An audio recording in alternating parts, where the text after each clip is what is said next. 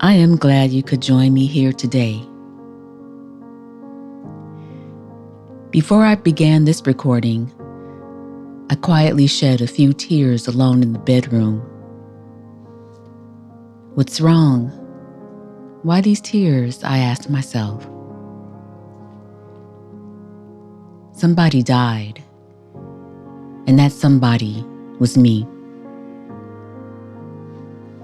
Now I understand why I kept putting off this recording. I said a little while ago on the Why Me video that you will hit rock bottom only once. And my rock bottom was when my mother passed. Well, it occurred to me today that I hit rock bottom twice. I overlooked it because it took place only spiritually and not naturally, occurring only in this next vision, the hospital vision, as you will soon hear for yourselves. The spiritual occurrence was and is all that I have to hold on to from the first time. That is the house vision. I have no earthly reason to believe it. I have no document, no eyewitness, no experience that I can point to in the natural. I had a thumbnail photo, an address and contact information once, but I never stepped foot inside that house in Hidden Hills.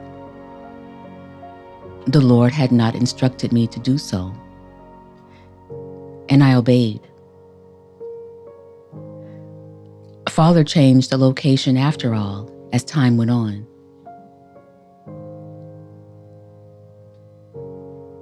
What I do have is 11 years of waiting.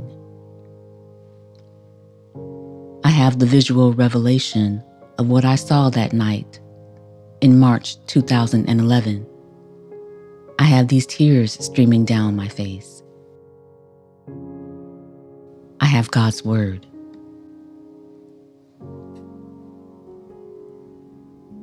The spiritual has just as much impact as the natural. More, I say. And you can debate that according to your own perspective and experience. But from mine, it is decidedly so. This is faith. Let me pause here to read God's word. Now faith is the substance of things hoped for, the evidence of things not seen. Hebrews 11, verse 1. Last week, you heard my lamentation over being planted once again in the ground for another harvest, and that I could tell this one was going to be a beast.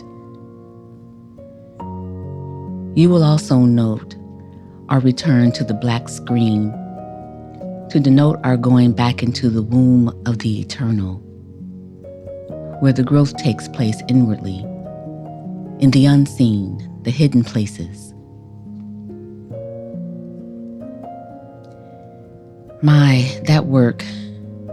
That work inside yourself, where no one sees but you, where no one fully understands but you,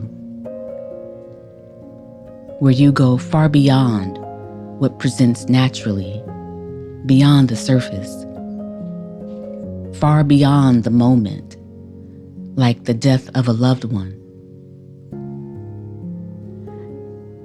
This next work of faith that was planned for me would stretch my inner being to death.